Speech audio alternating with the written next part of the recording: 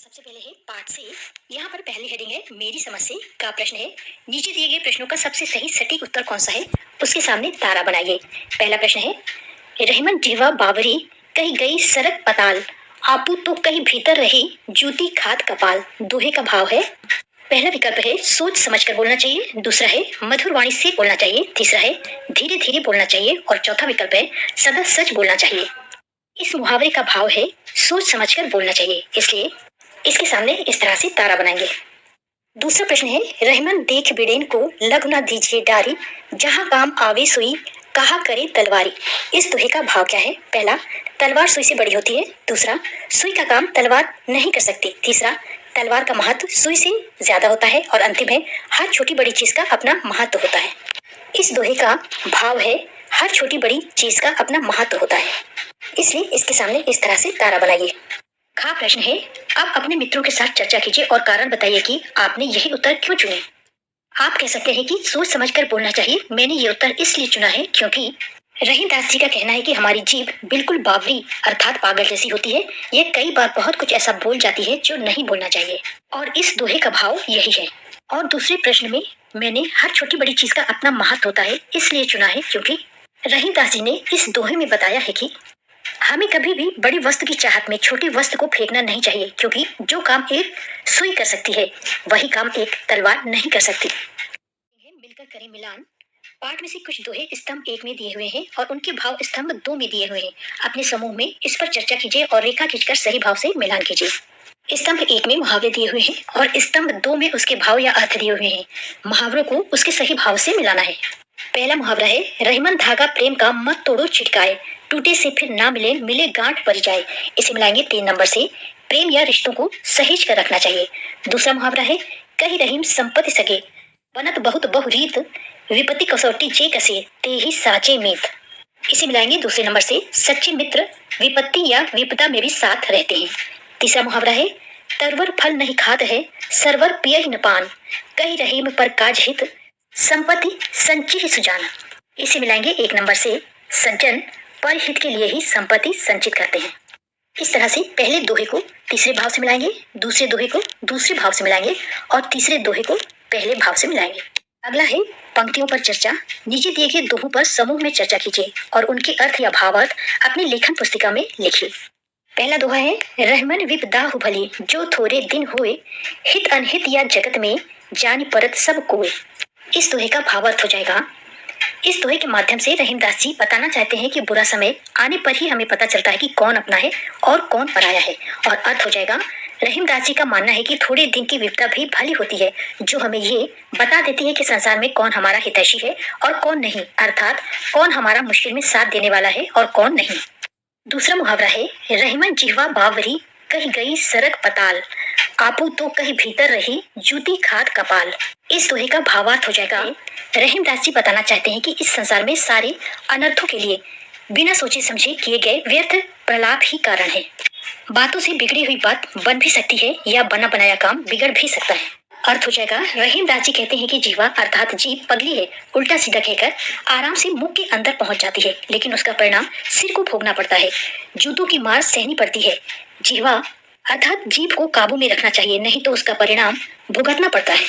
अगली हेडिंग है सोच विचार के लिए। दोहों को एक बार फिर से पढ़िए और निम्नलिखित के बारे में पता लगाकर अपनी लेखन पुस्तिका में लिखिए। यहाँ पर पहला दोहा दिया हुआ है, रहमन धागा प्रेम का मत तोड़ो छिटकाए, टूटे से फिर ना मिले मिले गांठ पर जाए। का प्रश्न है, इस दोहे में मिले के स्थान पर जुड़े और छिटकाए के स्थान पर चटकाए शब्द का प्रयोग भी लोक में प्रचलित है। जैसे लोक अर्थ है संसार में, रहमन धागा प्रेम का मत तोड़ो चटकाए, टूटे से फिर ना जुड़े जुड़े गांठ पड़ जाए।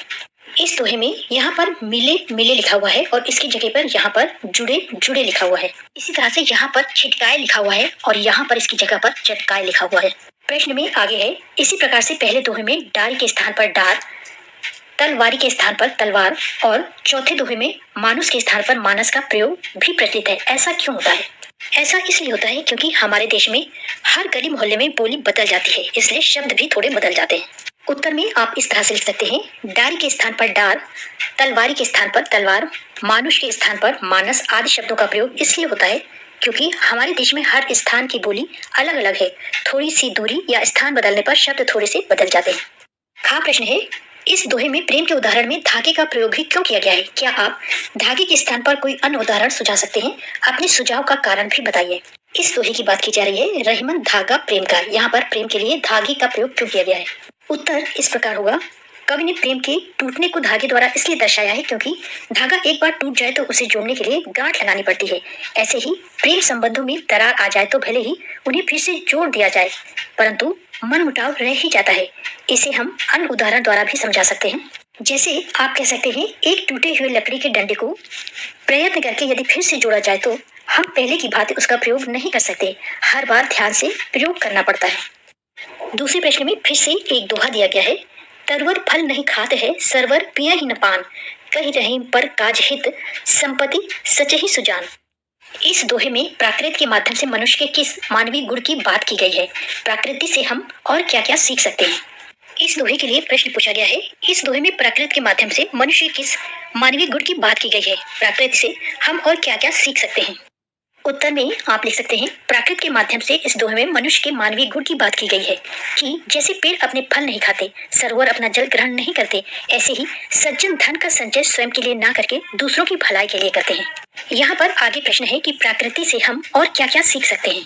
प्रकृति से हम निम्न बातें सीख सकते हैं, जैसे नदियों से हमें जल की भांति निरंतर आगे बढ़ना सीखना चाहिए। दूसरा, जिस प्रकार गर्मी से बचने के लिए वृक्ष छाया देते हैं, वैसे ही दूसरों के कठिन समय में हमें उनकी मदद करनी चाहिए। तीसरा, फूलों की भांति अच्छे कार्यों की सुगंध चारों ओर बिखेरनी चाहिए। और आप लिख सकते हैं, अच्छे कार्य करने पर अपना नाम जग में सूरज की भांति चमकाना चाहिए। अगली हेडिंग है शब्दों की बात। हमने शब्दों के नए नए रूप जाने और समझे, अब कुछ करके देखें। शब्द संपदा कविता में आए कुछ शब्द नीचे दिए गए हैं। इन शब्दों को अपनी मातृभाषा में क्या कहते हैं, लिखें। यहाँ पर कविता में आए शब्द हैं और मातृभाषा में समानार्थक शब्द आपको लिखने हैं। पहला शब्द है तरवर, दूसरा है विपत्ति, तीसरा है छिटकाए, चौथा है सुजान, अगला है सरवर, अगला है सांचे और अंत में है कपाल। तरवर का समानार्थी शब्द है पेड़, विपत्ति का है कष्ट, छिटकाए का है तोड़ना, सुजान का है सज्जन, सरवर का है तालाब, सांचे का है सच्चे और कपाल का अर्थ होता है खोपड़ी। अगला है शब्द एक अर्थ अनेक। रहमन पानी राखे, बिन पानी सब सून, पानी गए न उबरे, मोती मानुस चून। इस दोहे में पानी शब्द के 3 अर्थ हैं। पहला सम्मान, दूसरा जल और तीसरा है चमक। इसी प्रकार कुछ शब्द नीचे दिए गए हैं। आप भी इन शब्दों के 3-3 अर्थ लिखिए। आप इस कार्य में शब्दकोश, इंटरनेट, शिक्षक या अभिभावकों की सहायता भी ले सकते हैं। शब्द हैं कल, पत्र, कर और फल। इन सभी के 3-3 अर्थ आपको लिखने हैं। कल का पहला अर्थ है आने वाला कल, दूसरा है पुर्जा और तीसरा है मशीन। पत्र का पहला अर्थ है पत्ता, दूसरा है चिट्ठी और तीसरा है दल। यहाँ पर दल का अर्थ है फूल की पंखुड़ी। कर का पहला अर्थ है हाथ, दूसरा है टैक्स और तीसरा है किरण। फल का पहला अर्थ है परिणाम, दूसरा है एक खाने वाला फल और तीसरा है हल। इस हल शब्द का प्रयोग हम इस तरह से करते हैं कि इस प्रश्न को हल करके दिखाओ।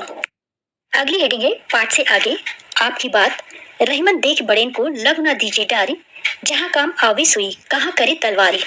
इस दोहे का भाव है, ना कोई बड़ा है और ना ही कोई छोटा है, सबके अपने अपने काम है, सबकी अपनी अपनी उपयोगिता और महत्व है। चाहे हाथी हो या चींटी, तलवार हो या सुई, सबके अपने अपने आकार प्रकार हैं और सबकी अपनी अपनी उपयोगिता और महत्व है। सिलाई का काम सुई से ही किया जा सकता है, तलवार से नहीं। सुई जोड़ने का काम करती है, जबकि तलवार काटने का। कोई वस्तु हो या व्यक्ति, छोटा हो या बड़ा, सबका सम्मान करना चाहिए। अपने मनपसंद दोहे को इस तरह की शैली में अपने शब्दों में लिखिए। दोहा पाठ से या पाठ से बाहर का हो सकता है, इसे आपको स्वयं करना है, या फिर इस पाठ के पार्ट 1 वीडियो में मैंने अर्थ और व्याख्या को बहुत अच्छी तरह से समझाया है। आप वहां से किसी भी दोहा के अर्थ और व्याख्या को लिख सकते हैं। अगला है सरगम। यहाँ पर बोला गया है कि रहीम, कबीर, तुलसी, वृंद आदि के दोहे आपने दृश्य श्रव्य, टीवी या रेडियो माध्यम से कई बार सुने हैं। इन्हें बहुत अच्छी तरह से गाया गया है। आप भी किसी दोहे को अच्छी तरह से गाइए, उसकी ऑडियो बनाइए या वीडियो बनाइए। आप अकेले गाइए या फिर अपने दोस्तों के साथ समूह में इसे गाइए। हो सके तो वाद्य यंत्रों के साथ गाइए। इसे स्वयं सुनिए और लोगों को भी सुनाइए। सरगम में दूसरा है रहीम, वृंद, कबीर, तुलसी, बिहारी आदि के दोहे आज भी जन जीवन में लोकप्रिय हैं। दोहे का प्रयोग लोग अपनी बात पर विशेष ध्यान दिलाने के लिए करते हैं। जब किसी बात को दोहों के माध्यम से कहा जाता है तो लोगों का ध्यान उधर ज्यादा जाता है और बात अच्छी तरह से समझ में आती है। जब दोहे समाज में इतने लोकप्रिय हैं तो क्यों ना इन दोहों को एकत्र करें और अंताक्षरी खेलें। अपने समूह में मिलकर दोहे एकत्र कीजिए। इस कार्य में आप इंटरनेट, पुस्तकालय और अपने शिक्षकों या अभिभावकों की सहायता भी ले सकते हैं। अगर आप मुहावरों की अंताक्षरी खेलना चाहते हैं तो इस तरह के मुहावरे आपको बहुत सारे आपके पाठ में आपकी शिक्षक या शिक्षिका से या आपके अपने बड़ों से मिल जाएंगे। उन्हें पूछिए, अपनी पुस्तिका में लिखिए, याद करिए और अंताक्षरी खेलिए। जैसे यहाँ पर वा से मुहावरा लिखा हुआ है, सा से लिखा हुआ है, बा से लिखा हुआ है और ये भी सा से लिखा हुआ है। अगली हेडिंग है आज की पहली। पहली है, 2 अक्षर का मेरा नाम, आता हूँ खाने के काम, उल्टा होकर नाच दिखाऊं, मैं क्यों अपना नाम बताऊं। इस पहली का उत्तर जो भी शब्द है वो 2 अक्षरों का है, खाने के काम आता है और उल्टा कर दो तो नाच दिखाता हूँ। अगर आप नाच को उल्टा कर दें तो ये बन जाएगा चना, इसलिए इसका उत्तर हो जाएगा चना।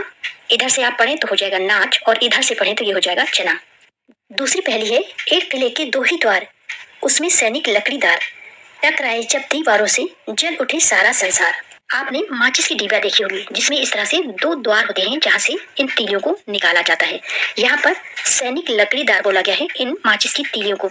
जब इन्हें यहाँ पर रगड़ा जाता है तो आग जल जाती है। इस तरह से इस पहली का उत्तर माचिस होगा। अंत में है खोजबीन के लिए रहीम के कुछ अन्य दोहे पुस्तकालय या इंटरनेट की सहायता से पढ़े, देखें और समझें। तो इंटरनेट पर रहीम के आपको बहुत सारे दोहे मिल जाएंगे, उन्हें आप पढ़िए।